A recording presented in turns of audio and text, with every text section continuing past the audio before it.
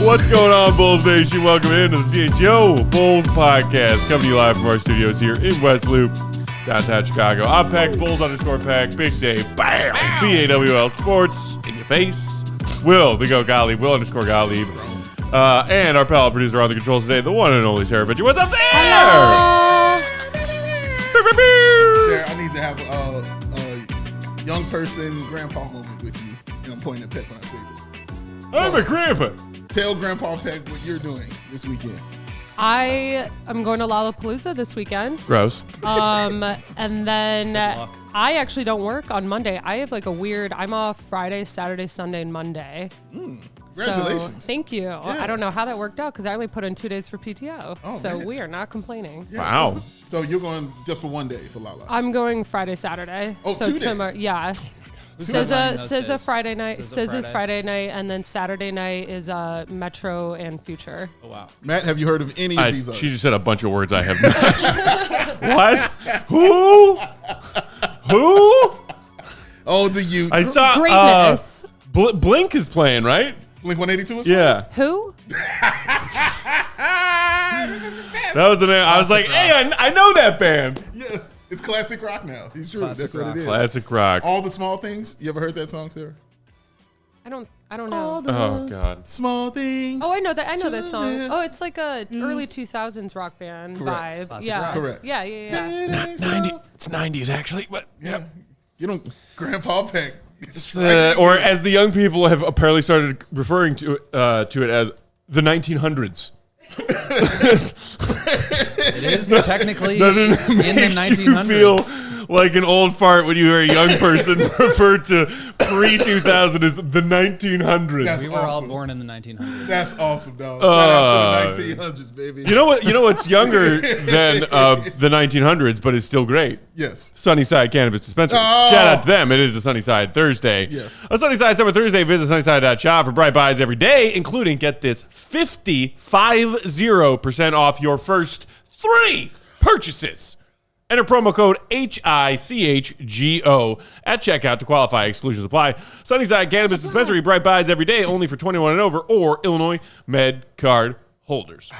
Bet you a bunch of people are going to be popping into their neighborhood Sunnyside before heading down to Lala with all the music and the kids and the crowds. I think that is a safe assumption, Matthew Peck. Make sure you hydrate, Sarah. And make sure you tip your butt tenders. This is right. Tip your butt tenders out there. Tip everybody in the service industry. That's right. Yeah, what he said. Absolutely. But if you're going to Sunnyside, do Are that. either of you gentlemen going to Lala this weekend? No. If I had I told you, I'm at a stage now where I need to be away from everyone and when I go to a concert. Yeah. So I will pay for the VIP and package and all of that. And just to be away from COVID messed me up really bad. Me and too.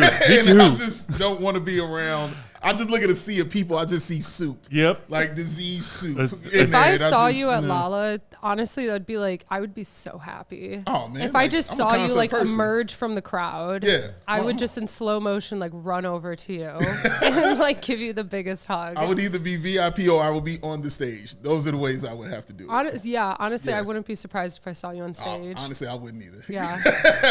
Content. But yeah, I love concerts, man. You're welcome. You and your boyfriend, welcome to come to one. We'll pick one. We'll come to one. We'll hang out. But it will be in a place that is high up. Just give me VIP. give me a seat. Give me Straight up. I'm going to Soldier not this weekend but next weekend for Metallica. Oh, one of my yes. favorite bands of all time. But don't you miss better Metallica. believe me and my brother, who is even older and crankier than I am, got ourselves some nice comfy seats. We don't do that GA crowd with the young Flex. people. Yeah, these are flexes. Yes. What about you, Goat? You and your better half going to catch all the action at Lala this weekend? No Lala, no Metallica for me. What about music festivals? Do you do music festivals? I know you do concerts, but I haven't gone to a music festival since probably high school. Wow, damn. I went to one in college. Okay. So, but it's been a while. It's been a while. Okay. I used to always. I went to Lollapalooza twice, and I don't need to ever go back. Everything's sticky and it's hot. loud. Everybody's got and- their jersey on. I can't. Yeah. I just. It's too much for me. It's just too much energy required. I'm old like that. I love how grown y'all sound, man. This is the best. Sarah, how many Lollapaloozas? I was born in the 1900s, for God's sake. Give me a break. Sarah, how many Lollapaloozas have you been to? This will be, I think, my 5th time going. Wow. You're done. But I used to do festivals a lot when I was in college and late in high school through college. Yeah. But I don't know. I like traveling a lot more than festivals, but the lineup this year was honestly too good for me good to to pass pass, up. huh? Yeah, how can you pass with Girder and Roadblock and what were those? what were the names of those Go bands? ahead. that you Starts said? with an F. Go ahead. Function? Is that right? Function? No, not at all. Past. Metro. That's just the name of a venue in Wrigleyville. Metro Boomin. Who? Scissor. Like, do you do scissor? It's like cut a pair of scissors? Yeah, like that. But it's scissor. It's SZA, and she spells it with 3 letters. That's not. She's a beautiful queen. Look at his brain. Look at his brain just shut down. All these band names are made up. Oh, this is the best. Hey, the Bulls dropped their preseason schedule. Yes. That's something I can wrap my brain around. Guys, we're not that far out. The Bulls are going to play 5 preseason games this season leading into regular season play. October 8th through the 18th, squeezing in 5 games in that span, starting and finishing with the Cleveland Cavaliers at Cleveland October 8th and back home against the Cavs October 18th. In between there, you've got home against the Grizzlies on the 12th, at Milwaukee Bucks the 14th, and then home against Ant and the T-Wolves on October 16th. Anything about this preseason schedule that jumped out to you and or excited you when you took a look at it, as far as we all know the stipulation preseason is preseason, but NBA hoops back in action. Which one are you excited for? Well, the Cleveland excited me just because, well, one, they playing them twice. Mm-hmm. And just knowing who Cleveland is and the fact Donovan Mitchell's back and Evan Mobley's back. And they Jared Allen just signed him. Yeah, got a new to that contract. Fat contract, so he's back. Again, I don't know how many of them are going to be playing in the preseason or anything like that. But I'm interested to see the young guys that they have, because I think that Okoro isn't there anymore. He has not yet Okay. re-signed. I think he's basically facing a similar situation that I was in last year, where he is still trying to get an offer, whether it's going to be from a third team where he gets to go, but nobody really has money, or it's going to be a sign and trade, or they'll just bring him back on a number that he's probably not going to be thrilled about for like a small, shorter term deal. Yeah, so I'm interested to see what they have, because I'm like, outside of that nice lineup that they have, I don't know what they've got really behind that. Yang, I don't think he's there anymore. He's there? Yeah, They still got Yang? I love Jalen Tyson, who they picked in the first round. He really had a great summer league. I think he's gonna be a really good player. Okay. You got Strus. They just Strus, re-signed yes. Mobley, Allen, and Donovan Mitchell, as you mentioned. So, I mean, they are loaded up. I don't know if it's gonna work, but like they're a regular season wins machine, and I expect them to kind of now with 2 full years of experience with the whole like core 4 that they have. I think they'll get quickly back into a rhythm, and I just wonder if they're going to have to at some point make another move. But now that they've just re-signed everybody, that becomes a little bit more difficult. So, yeah, I think the Cavs are going to be really good. I think seeing also Kenny Atkinson too. I want to throw that in. Like him being the new coach there. Like we'll see what kind of I'm interested to adjustments see they that. make I to their never system. thought he was a great coach like that. So that's why I'm interested to see how that kind of plays out and works out there. But yeah, he's part of it too. Yeah, I'm excited to see the Timberwolves. Like, obviously, they're a really good team, and Anthony Edwards is awesome, but Rob Dillingham is probably going to be playing a lot in that game, and he's really exciting. So it'll be interesting to see how he kind of factors into that. But, like, Terrence Shannon Jr. as well. that's right. I don't need 5 preseason games. It's too many. 4 seems sufficient, right? Four They seems used to right. do- Yeah. They used to do 8, and then a couple of years ago they said actually teams can decide how many they want to do. And they said 5. And the Bulls did 4 for a couple of years, and then the last 2 years they've done 5, and it's like, why? Uh-oh. I don't want to. You can answer that in I so don't many wanna. ways. Yes, you can. I don't want to. The other one that I am intrigued by is their other division opponent, and that's the Milwaukee Bucks. We're seeing Giannis play for his home nation of Greece in these Olympics. Yeah. I think they actually may already be eliminated from group play with the L they just took. But, I mean, for that group of teams you always talk about in the Eastern Conference, and this isn't even necessarily as from a perspective of a Bulls fan and how it affects us, but just like who's going to be at the top of the East next season. The Bucks and Giannis got that one chip in 21. And then since, they've just had a couple of really bad flameouts in the playoffs. They had a very dramatic change in the head coach's chair mid-season that drew a lot of headlines. Doc Rivers said some weird shit, and now it's like, okay, their offseason was kind of calm and kind of quiet, didn't get a lot of attention. I do think picking up Gary Trent Jr. on basically the scrap heap, vet minimum deal is solid for them. True. They said goodbye to Pat Bev, O'Darn, Jay Crowder. They bring in Taurean Prince and DeLon Wright. Like, I'm very curious how these Bucks might be different / better than the version that's flamed out of the postseason the last couple of years. Yeah, and Dame getting into year 2 with them also, because year 1, it just didn't go great. It wasn't an utter disaster or anything like that, but it just didn't go great. He talked about how uncomfortable he was. Basically his first time, even out of Portland on a new team, in a new conference, and he's not the man. So everything was very different for him. And so I'm interested to see what he will look like after a full year of that Milwaukee-ness on him. So that'll be interesting to watch. The Grizzlies, though, also, because I want to see Zach Edey. Just want to watch him play. And that's going to be very interesting for me to watch happen. He's not going to be going against Food. I think it'll be against Jalen and Snogo.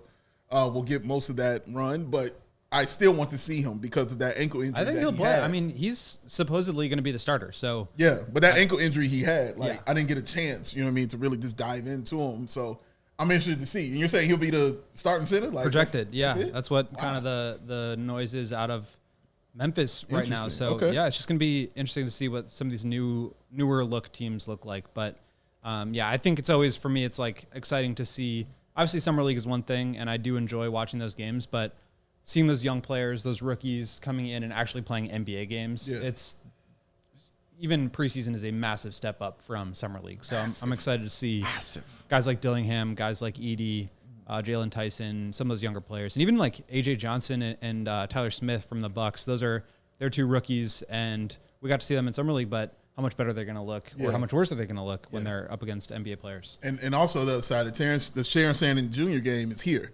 So that's why I think it would be interesting to watch that too, him playing here in the first time in the NBA, here in Chicago. Yeah. That has to be a moment for him. It's funny, all these teams were playing in the preseasons. You mentioned Zach Edey, Terrence Shannon Jr., and a few guys we're going to get a look at. They all made an appearance on this survey conducted by ESPN. We talked about the best and worst offseason moves survey yesterday's show. Check that out if you haven't yet.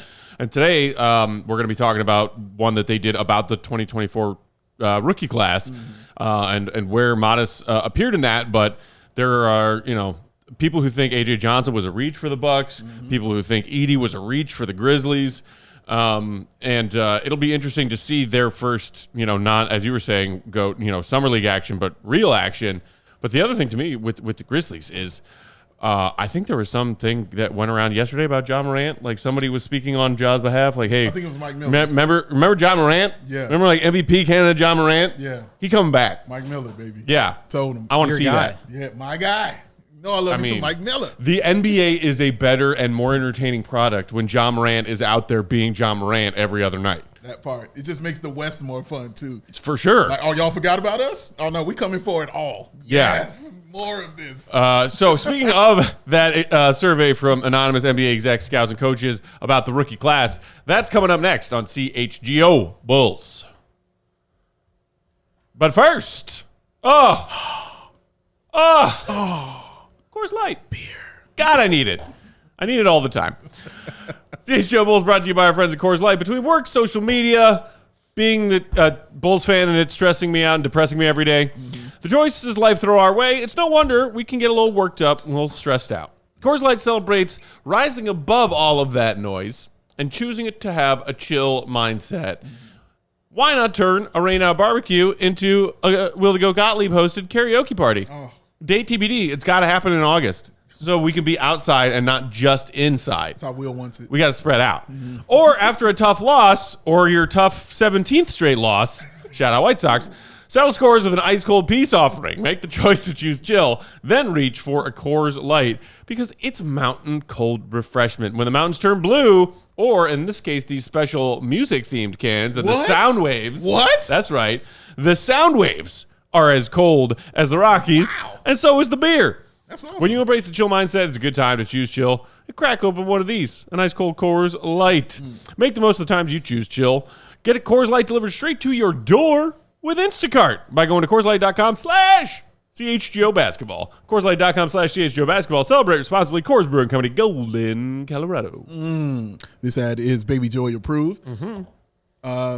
Sarah, Baby Joey said he'll look out for you at Lollapalooza. He'll be on stage. Oh, you know Baby Joey's running that whole show. You know he is, man. You know, he don't want to say it. If Baby Joey had a set, I might go. Oh, snap. Oh. I just assumed he was like running security. No, all of it. Like he's got his hand in pretty much all of the things that's going on, man. So if you might need a seat in Sarah or wait to the bathroom and somebody get cleared out and you don't know how it happened. Right. It's Baby Joey. Oh, he's ready. He's ready because he's got ready for the season. He's got them quality shades that are built to last. What shades it are? Shady Rays, y'all. They got you covered with those premium polarized shades that will not, I repeat, will not break the bank.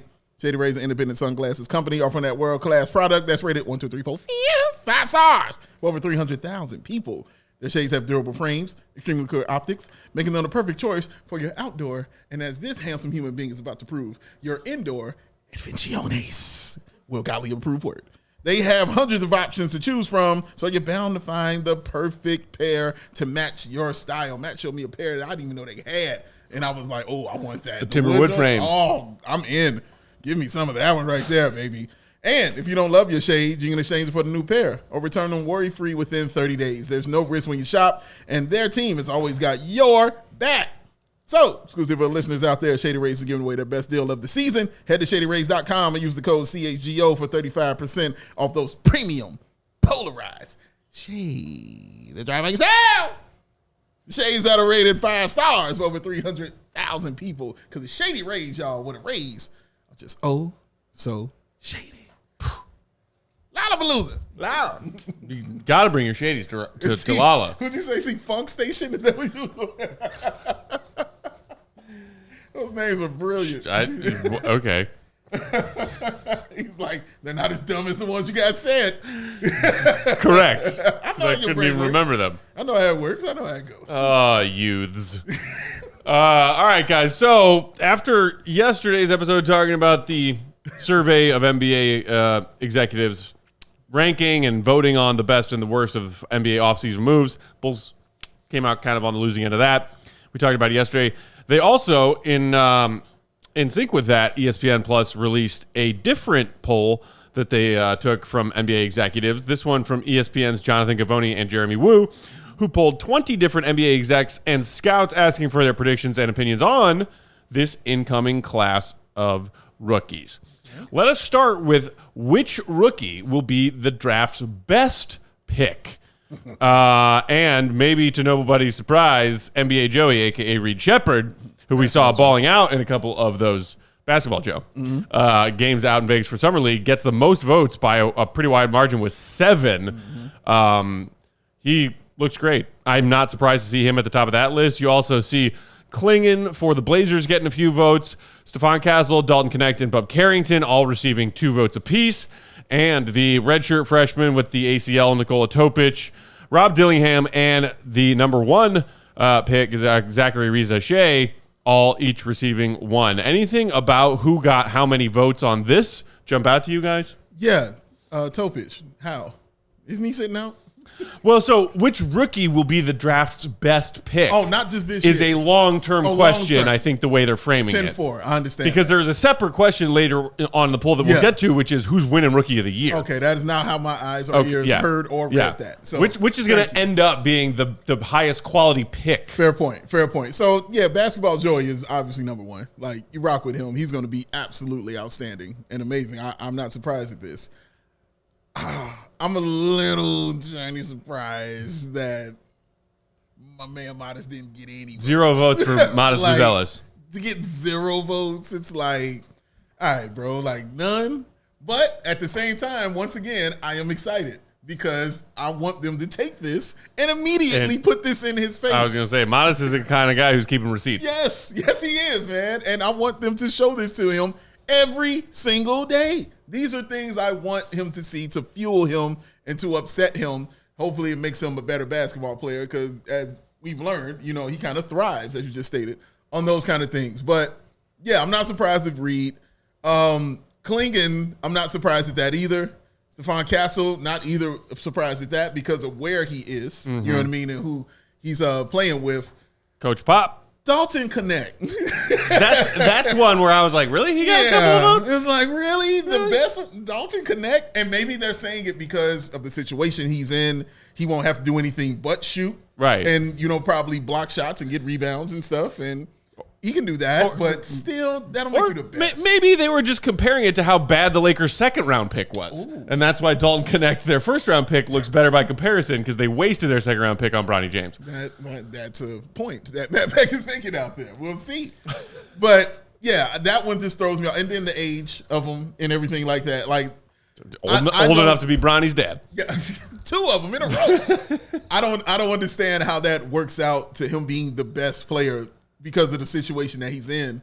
He's not going to be asked to be the best player on his team. You know what I'm saying? And Basketball Joey and maybe even Klingon will be. You know what I mean? Yeah, I think it's just like it comes down to this question of like, how good do we project the guys like Matas who we think probably will be the best if they hit as like a primary guy versus how do we project guys like Reza Shea or Dalton Connect who will, it's more likely that they hit their peak outcomes, but when they do, it's probably going to be as a role player as opposed to somebody who can really like be a driving force on offense. So I think the odds of you becoming a high level role player are always going to be higher than the odds of you becoming a star. Sure. And so like when you're projecting a class that not a lot of people were super high on, it's probably a little bit easier or at least safer to project a guy like Reza Shea or Connect to be one of the best picks in the draft compared to a guy like Matas who has star potential, but it's going to be a tough road for him to get there. Not saying he can't, but it's just that's a less probable outcome. So for me, I think it makes sense. But like Reed, I think is a great example, and Klingon really for that matter too. Examples of guys who can be like maybe not a superstar, the best player on your team, but like a high level starter, and that's also it seems likely based on the way that they played. So I like both of those guys. I think somebody like a Bub Carrington who got a couple of votes. Topic even, those are guys that are going to be really boom or bust, and I could see them having seasons where they put up huge numbers. I could also see them having seasons where, like, the next year that team drafts in front of them and they get kind of boxed out. So, like, I think Bub Carrington's a great example of a guy who is really talented. He's a guy I liked a lot in the draft process, and he's super exciting. I think he can play on and off ball. He's big, he's long. Like, he's got a lot of great tools, great, like, IQ, great scoring, just a really creative player. But at the same time, they could win the lottery next year and take a point guard, and then he's on the bench. Right. So it's just, situation plays a lot into it, and I think people are probably talking about, well, Reza Shea is just going to hit spot-up threes off of Trae Young kickouts, and Dalton Connect's going to just hit spot-up threes off of LeBron kickouts. And so it's like going to be a little bit easier for those guys to hit their peak outcome when you're comparing that to guys like Dillingham or Buzelis or Ron Holland or Sarr even. Those are guys that are exciting and have a lot of upside and potential, but it's kind of unlikely that they maybe hit it to the point where they become like the best player on the best team. I get that. I just have a problem with Connect getting as many votes as he did. For sure. You know what I mean? Yeah, 3. It's like Lakers exceptionalism runs even in like inside the inner workings of. Yeah. Interesting that of all of the Wizards' action in the first round, they get Carrington in that trade with Portland at 14. Their number 2 pick, Alex Sarr, who you just mentioned, Goat, receiving no votes in this. Well, he shot 0 for 15. He did. I mean, they may have conducted the survey occasions. after some of his summer league games. Yeah. It's possible. But yeah, very, very interesting. Maybe a little bit surprised to see Matas not even get a single vote, like you said, Dave. But, you know, Topic being in there, I get it. If you're framing this question as who might end up being GOAT, I know you were high on Topic and didn't hate the idea of the Bulls kind of taking a swing on him to use as a draft and stash. But like when he's now with the Thunder, it becomes a lot harder for you to imagine opportunity for him. Right. Like he's joining a team that is stacked. Shea and J-Dub and Caruso now and Cason Wallace, who we really liked last year. Yes. And they've got, Isaiah Joe and Aaron Wiggins. They're just loaded. And so it's like, yeah, we like his talent a lot, and maybe that wins out in the end, but he's got a lot more competition for minutes now compared to Ariza Shea, who's probably going to be a starter from day one because every team is looking for a good role player like that. Right. Ron Jones in the comments saying Matas just won't get enough court time, and hold that thought because we're going to get to that a little bit later on. But so moving on to the next question in this ESPN Plus survey of NBA execs, biggest draft reach is an interesting one, I think, because Matas does not show up on this list. And I think, Bulls fans wouldn't be surprised to see him omitted from this list because we all, based on all of the mocks we look at in May and June, saw Matas as maybe a top 5 pick and definitely a guy who was not expected to fall all the way to 11. So how can he be a reach if he falls to 11, right? What I think is interesting is all of the names receiving votes on this in this category of the poll of who was the biggest reach, who were taken ahead of Matas Buzelis. That's what I made note of. Facts. So you see Ron Holland here, 5th. Tijan Saloon, a lot of people thought he was maybe a bit of a reach, even with all the climbing he was doing in the last couple weeks leading up to the draft. 6th. Rob Dillingham taken 8th. Zach Edey taken 9th. Sarr 2nd overall, receiving votes. Even Zachary Riza-Shea, who was taken number 1 by Atlanta, receiving a vote as far as who was a reach at their draft spot. Mm-hmm. So of the 19 votes of that survey category that were cast, 14 of the 19 were voted on to be players who were taken ahead of Matas as the biggest reach. Wow.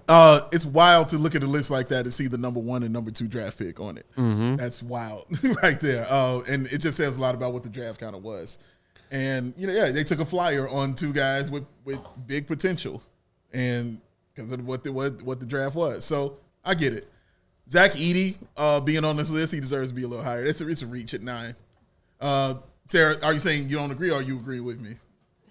I don't think Zach Edey should be in the NBA, but that's like a whole nother topic. Oh my God. Is Bragg still That's here? a whole nother topic. Somebody go track down Braggs. I want to see a fight. Yeah, we do. Yeah, wrestling's coming up. I do want to see a fight. That could be the next tavern style show. Oh yeah, okay, we got yes. But I think he's a reach at 9.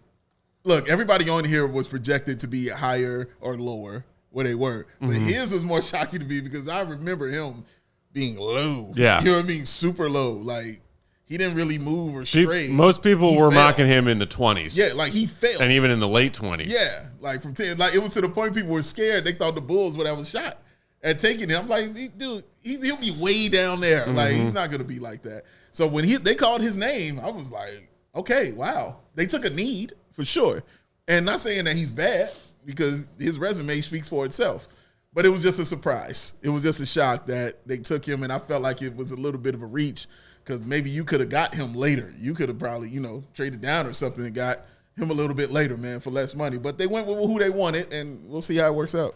Yeah, I like the Edey fit. Maybe, definitely risky, and it seems like the kind of guy where, like, if there was just one team that liked him, they took him. But if not for the Grizzlies, maybe he falls to 25. Yeah, who knows? correct. So, yeah. But I'm excited about him, and I love that fit. And so I think it's like opposite of Topic, where that hurts his ability to hit his peak outcomes. I think this puts Edey in a great situation to reach his peak outcome. That's a good way to say it. It's interesting that all of these players taken ahead of Matas for receiving votes for the biggest reach. Matas, of course, not. So by that logic, you could say, okay, well, if there's a question in this survey that says, okay, who's the biggest reach compared to who might end up being the biggest steal, Matas should get some votes for that, right? Well, there is that category, and Matas did get some votes. Hey! But did he receive enough votes in that category? That's what we're going to talk about. You tease. Coming up next, plenty more on CHGO Bulls. Indeed. Wow. You need it. Say it with your chest. Oh, that's the only way I say it. If you need a hire, you need Indeed.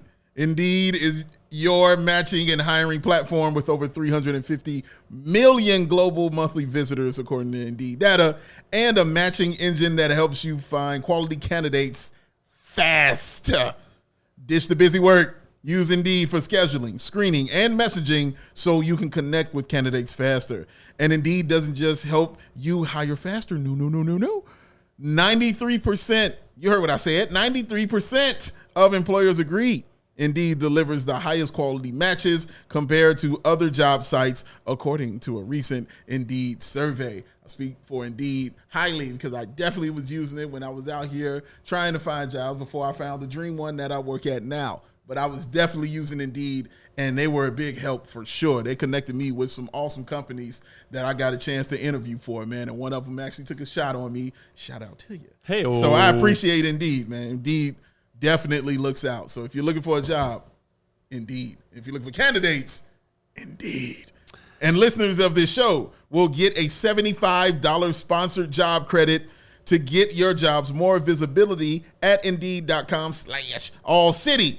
Just go to Indeed.com/AllCity right now and support our show by saying you heard about Indeed on this podcast. Indeed.com/AllCity. Terms and conditions apply. Need to hire. You need Indeed. What is that voice? I'll make myself laugh. Oh, my God.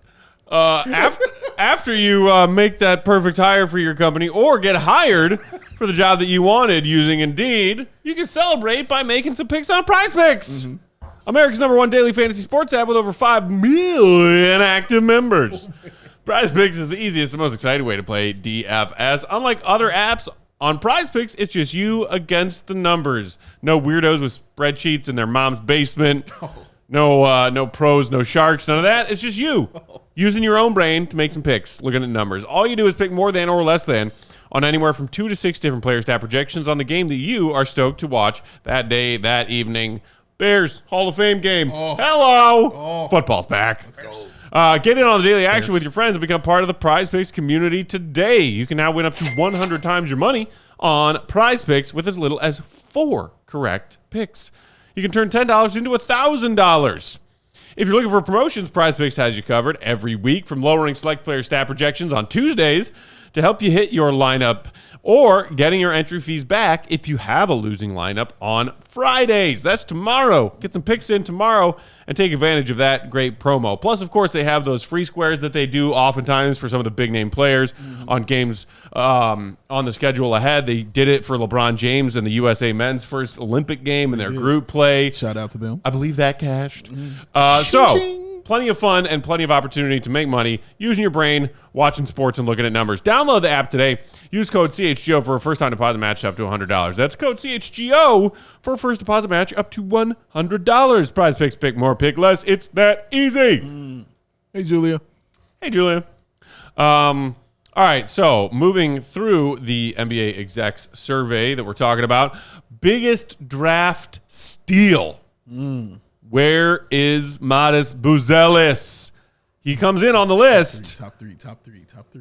He is not quite top 3. Bub Carrington with the Wizards' 14th overall pick got 5 votes for the top prize. Khalil Ware of Miami Heat and Terrence Shannon Jr. of Minnesota getting drafted 15th and 27th, respectively, each got 3 votes. Matas Buzelis at 11 for the Bulls, and somebody who slid into the second round, Kyle Filipowski, going to Utah at 32, each received 2. Others receiving votes include Connect for the Lakers, Jared McCain for the Sixers, Jamal Sheed for Toronto, and Cam Spencer for Memphis. So you got a couple of those deep second round guys that Toronto and Memphis took flyers on, getting some votes here as like, hey, this late second round guy might end up being like a real steal of a player. But front half of the list are all, first round guys. Terrence Shannon Jr., somebody who, if it weren't for certain things going on outside of his basketball life leading up to the draft, would have gone way higher than 27 based on his resume. But what do you make of Matas being here, getting a couple of votes for the biggest steal, but not the most votes? I'm cool with a couple because, again, it's outside the top 3, and that's something I could show him and tell him. They don't even think you belong in the top 3, even as a steal. So I think he should be higher than that, only because of where he was projected to be. And he was projected number 1. You already talked about this. He was projected to be that and to go be number 11 and then basically put on a highlight reel when he went out there and played. I don't know how you don't look at that as a steal right there. And, again, when the guys you just mentioned who were picked ahead of him, would you say 14, 19? Come on. Yeah, he should be in the top 3, but fine where he is. I think Dalton Knecht definitely belongs on there as well. I thought he was just a perfect fit for what the Lakers needed and what they kind of wanted, which might be a reason why they didn't really make any moves. They really got a great fit guy for them. So I think that's a good way for him. Khalil Ware, I think, is an example of they watched him play in the summer league, and they're like, oh, crap. Oh, yeah, that's a steal. Let's put him up there. We get him in there. Because I think that will, at least for me, let me speak for myself, I think I talked about that with you. My only issue was his motor. Like, everything else he did was great. I was just, does he have a motor? And then once he signed with the Heat, I'm like, oh, well, that's either sink or swim. Right. You know what I mean? Like, and he's swimming. Yeah, it is interesting to see him get votes for biggest steal goat because, we talked about Ware as maybe somebody the Bulls might look at. He was projected in most mocks to go, I want to, say kind of in that like 15 to 25 range. Like first round, but back half of the first round. Maybe not quite a lottery pick. And he was taken at the front end of that. And it's interesting, and maybe as you were just saying, Dave, maybe about summer league performance, but to see Khalil Ware now getting votes for biggest steal when he went kind of at the top end of the range where people saw him. Yeah, I think so much of it is just like perception. And then obviously, as I said before, where you end up. Like to me, obviously at the top of the draft, moving up and down is like more significant than, moving from like 1 to 11 is more significant of fall than from, 13 to 22 or from 22 to 40 or something like that. Like just the way that the draft flattens out, obviously the value is stacked at the top. And so when you're looking at it from a year ago, Matas fell from projected number 1 all the way down to 11. So in that way, you could look at him as one of the biggest fallers and as one of the biggest steals in the draft because of the like presumed value of where the Bulls got him relative to, obviously there was a full year of him playing and that sample size matters for something, which is why he fell. So I say all that to say, like, it doesn't surprise me that Matas is in the running for biggest steal just because of where he fell to. I think when I think of steal, though, it's like, value based on where your draft slot was. So, like, for me, yes, I think you made a great point, Matt, that, like, Khalil Ware, he was kind of at the top of his range, but, like, that was a good value pick for the Heat where he was. But I think that the Heat are a much better landing spot for him than maybe any other team would have been, where they can really develop him the right way. He can, they can address a lot of the questions that people had about his character, his all that stuff, which obviously, like, it is what culture. It is. You work for Riley now. That's right. You're not allowed to decide whether or not you want to be a high motor player. That's right. I think decision is made. I think he's going to be really good there. Whereas, like, if he fell 2 spots to the Lakers, would he have been as big of a draft steal? I don't know. I think you can say the same thing for Bub Carrington. If he had been taken 2 picks later to the Lakers, where he was going to have to be fighting for minutes with D'Angelo Russell and Austin Reeves and, Gabe Vincent and all these guys, and he was going to be in a situation where he had to put up not just like numbers, but production to help that team try to win. Yeah. I don't know that you could look at him as big of a steal. So much of this situation has to be factored into it. And I think you can, look at the situation that Bub Carrington's in, the situation that Khalil Ware is in, the situation that Matas is in. All those guys are going to have opportunity, and I think that really matters when you talk about like the value of where a guy falls to. Some guys, like, more role player types, I think in particular, they can go anywhere in the draft and still make an impact because they can be flexible, they can be versatile.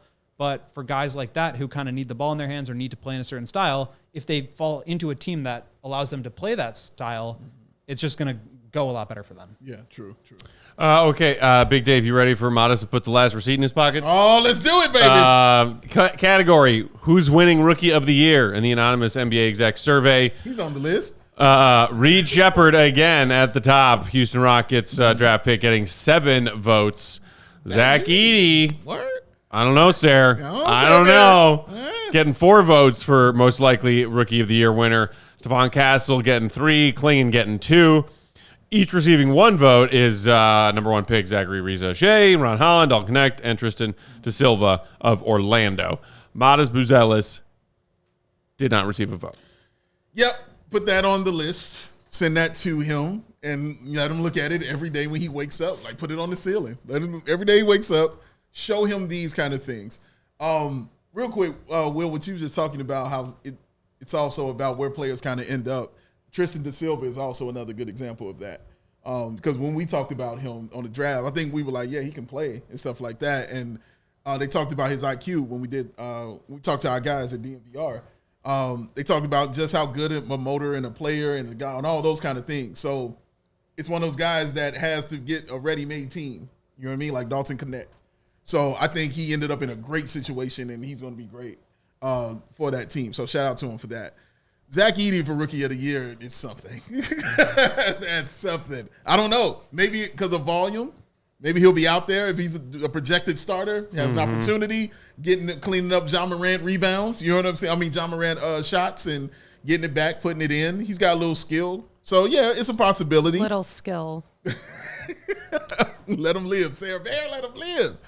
But, yeah, he could possibly, come in and get something like that, especially if he's starting.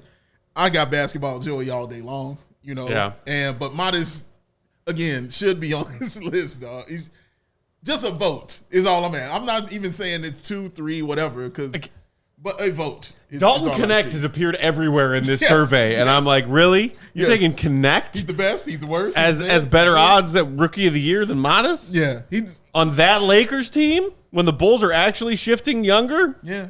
I don't know. Go. What do you get one. What do you make of this list and the fact that Matas isn't on it? Yeah, I just think it's going to be, like you said, Dave, about like volume and opportunity. Yeah. And like we talked about it, Edey's probably going to be the starting center there. So that gives him a massive leg up because a lot of this just does come down to like what kind of box score stats he put up. Yeah. And so I like Reed Shepherd. I think he's going to play, but he's also going to be competing for minutes with Fred VanVleet and Jalen Green. And they've got like a million wings that he's going to have to, outplay in order to get out on the court so that he can put up the production. So there's just more barriers for a guy like that. I think Stephon Castle is a guy who, he didn't play too much at Summer League, if I recall correctly, but he put up some big numbers. Shot looked a little bit better than we maybe would have thought. So, with the Spurs, obviously they got Chris Paul, so there's a point guard there, but I think he's going to have a little bit of room to grow, and they could make a move still. So, Donovan Clingan, he played 20 minutes a game at UConn, and now he's got, DeAndre Ayton and Rob Williams is trying to make a comeback, and they're really high on Dwap Reith, who played center. So, none of these guys, and I think this is why this draft was considered not as great as some other drafts, because none of these guys are really going to be like featured early on in their career the way that some players are. So I think a lot of this just is like who played the best at Summer League, and can we see if there's anything we can glean from that? But even if that's the case, then Matas still deserves a vote. You know what I mean? Like who played the best and all those things. Like he shot like 32%. Shot 12%. 32% from the field. But the highlights were on. But our fellow Bulls fans in the comments kind of wondering the same things and thinking, who's most likely to win Rookie of the Year, who's going to look like the best pick out of the gate, talking about it being about fit and opportunity, and especially minutes. Colin asking, how many Bulls bench players is Matas immediately leapfrogging for playing time? Yeah. Fish saying Dillingham's going to have a good chance to light it up off the bench for Minnesota. Optimistic Bulls fan saying Matas isn't going to be playing enough to win Rookie of the Year. But as you were just saying, Goat, it's like, of this, first round pick crop, especially in this week draft class, is anyone going to be given the ball on their team out of the gate and saying, enjoy your 35 usage percentage? Because I don't know if anyone in this group of rookies in this poll getting votes is going to be that kind of a rookie. Honestly, Bub Carrington is probably the best, but he's still got Jordan Poole. He's still got Poole Kyle over Kuzma. there. Like they still have guys. So the Wizards do have players that like to shoot. They're not good, but they like to shoot. Nobody he mentioned is about to give up the ball. Yeah, nobody. So, but when it comes to Matas specifically, and to Colin's question of like, where is Matas going to end up in Billy's rotation, and can he have enough of an impact on the team, and a team that might be, reaching for 30 wins come April? is that a player who gets Rookie of the Year votes? Because if the minutes aren't there, then the votes aren't there, plain and simple. But I think most Bulls fans are hoping that Matas is not languishing like in Windy City games for most or even part of this upcoming season when your front office is telling you, hey, we're going younger. We're focusing on youth. Yeah. DeMar's gone, traded Caruso for a young player with some experience who's going to have a large role for us moving forward. Not playing Matas makes no sense. Yeah, zero sense. I don't want to see him spend a second in G League, but that's me. I don't care. He's sitting on the bench. Like, I don't know. I want no G League stink on Matas. I want him in the NBA. For every minute that Javon and or Torrey plays over Matas, I don't care about who plays what positions. For every minute that either of them plays ahead of Matas, I will bring a separate torch and or pitchfork to the United Center. He's got several.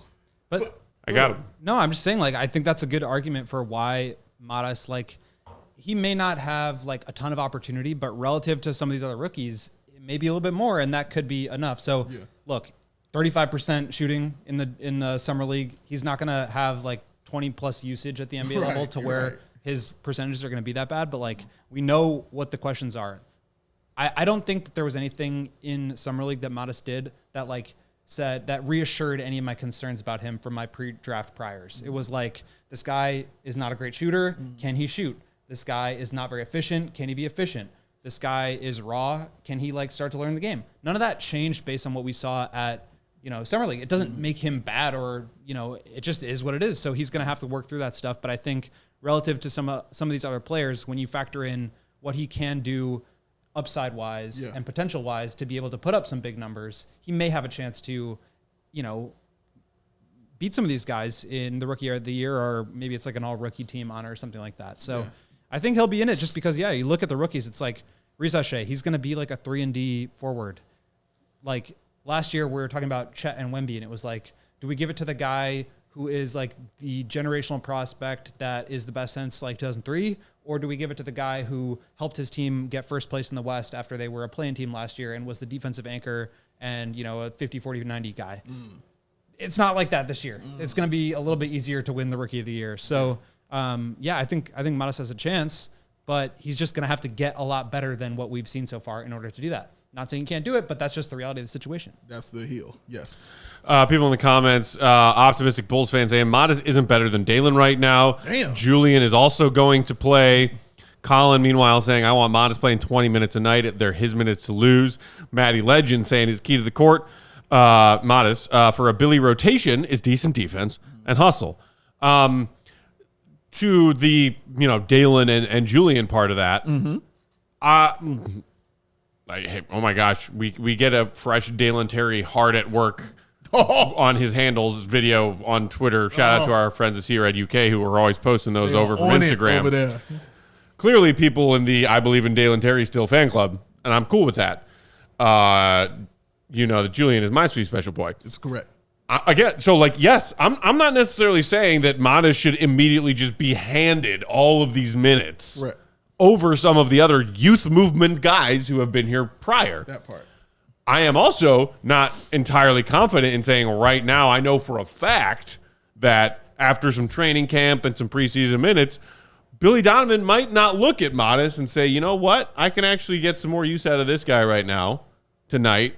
Maybe as many minutes or maybe a shade more than some of the other young guys who are entering their second, third, fourth seasons. Yeah, Billy's not going to do that. I mean, he showed you previously when they got Ayo that if you can play and you're doing it the right way, you're going to play. He's going to put you out there. From game one, Ayo was out there playing because he showed him everything he could do. So, yes, that's definitely a possibility. I don't think Billy – I'm really glad you said that because there are people that say that. Let me say my favorite line. Billy Donovan is not beholden to any lineup. You do love to say it. I love to say it. Go ahead. Bring it back in classic. Yes. I'm just glad you said that about Ayo because a lot of people say he didn't get in until the second half of the year, his rookie year, and it's like, well, no, he played. Yeah. I mean, basically he was playing very small, but 5 to 10 to 15 minutes a game. For the first 5 games, and then Patrick broke his wrist. Right. And then he was 28 minutes a game for the rest of the season. So exactly. I think I don't think Billy's going to have a problem. I also the front office and the coaching staff have to be on the same page here. I'm not saying they are, but like they have to get on the same page because this season is not about the same things that last season was about. Yeah. And it's very obvious. So they need to be on the same page about that. And I think that includes prioritizing Matas and Julian and Dalen over, Torrey Craig and, Javon Carter and Chris Duarte. Yes, we should be thinking about them for trade packages. It couldn't be more clear that they are not about the same thing last season than this season. Last season, they really wanted to make the play-in tournament. Yeah. And we just evaluated a interview or some quotes from Mark Eversley that Jamal Collier wrote up earlier this week about Eversley saying, we don't care if we make the play-in this year. Give it down. That was the goal last year, and they achieved it. Great job again, guys. Well done. Way to Kobe dropping 40 40 way to lose that second play-in tournament game for the second year in a row. Kobe dropping 42. All the right priorities. Sarah, shout out to you because Sarah's like arguing with people in the comments about Zach Edey. I think she's arguing with an Edey believer. Can you go back to? I saw my name with Optimistic Bulls fan. I didn't see the question, but I did. I think they were disagreeing with your notion that Edey could have fallen into the 20s in the draft. I think I said that too. No, I said that. Yeah, we all said that. I mean, I'm saying, but yes, no, he could have. I'm saying he could have if there wasn't a team that really liked him. But obviously there was, so that's why he went top 10. No, it's more shocking he went 9 than if he went 20. There were more people He's projecting him big. to be at the back end of the first round than the front. Like that's way more. He's in the way. Like when I see him on the court, like I literally think he's in the way. And that's the thing. Like everybody's talking about, like, ooh man, him and Ja together, like crazy, not gonna be like able to do super anything. explosive guard. And that's what I'm like, dude. No, Ja lives for just ferociously attacking the paint himself. That's what he does. How does he do that if Zach Edey's just standing there like a galoot? Glute. That's literally the word I use for him. I'm like, he's just like this big, tall dude that like, sometimes gets rebounds. You think Ja wants to just throw him a bounce pass He's on the never low shooting. block? Like he makes a layup. I've been making layups since I was 4. Like, and he doesn't even, he's not a big who you can say, okay, well, you know what? When Ja wants his turns to just attack the paint himself, have Edey, pick and pop or kick out on the weak side because he can't space the floor. He cannot. I'm still curious about the Edey pick in Memphis. I really am. Very. Like we'll see. He has to be a little more fleet of foot out there because that's honestly how Steven Adams got away. Because he's a little light on his feet when he knows where to be on the floor. If you can set a good screen for Ja, he's the best. He's the best screener in the draft. Though. Right. He's absolutely massive. Perfect I fit. can't wait to see him absolutely tower over Vooch. Like Vooch is he like I'm not saying that like I know it just sounds like you just put it in my brain. I'm just saying like oh snap. Imagine like Vooch is like 6'10", 6'11". Yeah. He's a legit 7'4" without shoes on. Like that's 6 inches. Like that's a huge amount when you're talking like I think a lot of times it's like, oh, this guy's a 7-footer, so they're all kind of the same. It's like, no, this guy's half of a foot taller than most centers in the league. Like he's gonna be huge. Yeah. And I think all he's gonna have to do is play 18 to 25 minutes a game, set great screens, roll hard, and they're not going to be able to switch 1 through 5 on him because he will absolutely destroy any guard that switches on him. Oh my God. He's going to get in the post, he's going to shoot a couple hook shots, and then he's not going to play in closing lineups. They're going to have Jaren Jackson play the 5 when it really matters. So See, I agree with that. I think he's in a great up. situation. Like I was lower on Edey up until the very moment that the Grizzlies took him, and then it was like, this makes so much sense. Yeah. He's going to be awesome. Here. Double machine. He's good at screening. That's it. Great screener. Great That's it. screener. The best in the draft. And it's just because he's tall and he's big. So how do you guard Ja and Edey pick and roll? Because you're going to get guarding screened, Ja. and then you are going to not be able to go. I mean, I guess you're just going to have to go under everything and hope that Ja misses. Because if you go over, he's gone. Yeah. If you go under, you're not going to be able to recover. So he's going to get a wide open 3, and it's like you just got to live with that. Yeah. You switch it. Edey's got you in the post, or Ja's got the big on an island. Like, what do you do against that? I'm switching. Whatever it takes for me to stop Ja Morant, I'm doing. I'm not caring about Zach Edey yet. I'm not. He's not. He doesn't deserve to be a concern on the bill yet. And I'm just saying that because he's a rookie. And if Ja Morant makes the move and gets it inside to him, I don't know if he'll be fleet of foot to make that move and score. I don't know. He could be a switch on Alex Caruso. How many times? 10 times out of 10 would you take Alex Caruso on Zach Edey? I mean, at least 4 of them times you might take Alex Caruso. Just because he's that good of a defender. So I'm just saying, we'll see. I want to see. But you go with the star. You go with the superstar. Stop Ja. But guess what? You can't. Because he's Ja Morant. Oh, I can't wait to see him come back, Ja. Grizzlies are going to be really good this year. Well, and I think optimistic Bulls fans saying, why do the odds makers have Zach Edey as one of the favorites to win Rookie of the Year? Because I think he's going to be on a Grizzlies team that makes a strong push back to being one of the better teams in the West, assuming that Ja's out there. He's going to be a starter. And he's going to put up numbers. Yeah. He's going to put up a starting center numbers. Double-double If you're flirting with a double-double as a rookie, you're getting Rookie of the Year votes. Yeah, simple as that. Absolutely right. And meanwhile, talking about like the defensive assignments thing, a lot of Bulls fans in the comments talking about defense being something that could be a rate limiting factor on Matas' minutes in his rookie season with the Bulls. I don't know if I buy that. I really don't. Go ahead. Because you know why? The Bulls are going to be a bad defensive team across the board this season. That is true. So if that's not your focus, if you're not trying to recapture that inexplicable top 5 defense from 2 seasons ago, and we saw even with a healthy Caruso, the Bulls defense fell to 21st at the end of last season, Will? Yep. As far as defensive rating, I don't think Matas is getting benched for his bad defense. No. He shouldn't. Put him out there. That should not be a factor in his minutes. Because that is thinking in terms of winning. And that's not where our mindset is on these Our things. mindset isn't about winning next season. You guys want to do a It's little not about making the playoffs. It's not about making the play-in. It's about watching these young guys develop. Like you got that down. Mark? In your brain. All right. Quick trivia for you guys. Oh, go trivia. That means it's going to be hard. 5 players on the Bulls roster last year had a positive defensive EPM. Ooh. That means they were positive in defensive estimated plus Plus minus. minus, yeah. correct. Obviously, Caruso was number 1. His was plus 3.4, which was it was in the 99th percentile. I think it was the number 1 of active players who qualified for like the all NBA award. So like guys who played 20 minutes a game for 65 games. Yeah. Okay. So you've got 4 left. Do you want to guess who they are? Is Drummond one of them? Drummond is not. Patrick Williams. He was a slight negative. Patrick Williams is number 2. He was plus 1, which is the 63rd percentile. DeMar DeRozan. DeMar DeRozan was not. That was for your Andre Drummond. Ayo Dosunmu. Nope. He was slight negative, minus 0.1. Okay. Dalen? Dalen was number 3. Let's go. 0.9, positive 0.9, which was in the 83rd percentile. So Patrick Williams was also in the 83rd percentile. Okay. Kobe White. Nope. Sweet special boy Julian Phillips. Kobe White was the worst EPM, defensive EPM on the team last year. Man, you got to dunk on him, Will. I'm just playing. I'm just telling you, like, I know. I'm just playing, though. I'm just playing. Oh God. Julian, sweet special boy. Nope. Julian Phillips. I didn't want to guess. Yeah. So I didn't think so. I'll give you. Vooch? No. I'll just give it to you. The last 2, Zach LaVine plus 0.4. He's a bad defender. And Javon Carter plus 0.3. Everybody else, including Javonte Green, Ayo, Drummond, Sanogo, Terry Taylor, Torrey Craig, Julian Tim is Phillips, him? Nikola Vucevic, Batum, and Kobe White were all negative. So obviously you're removing Caruso from that.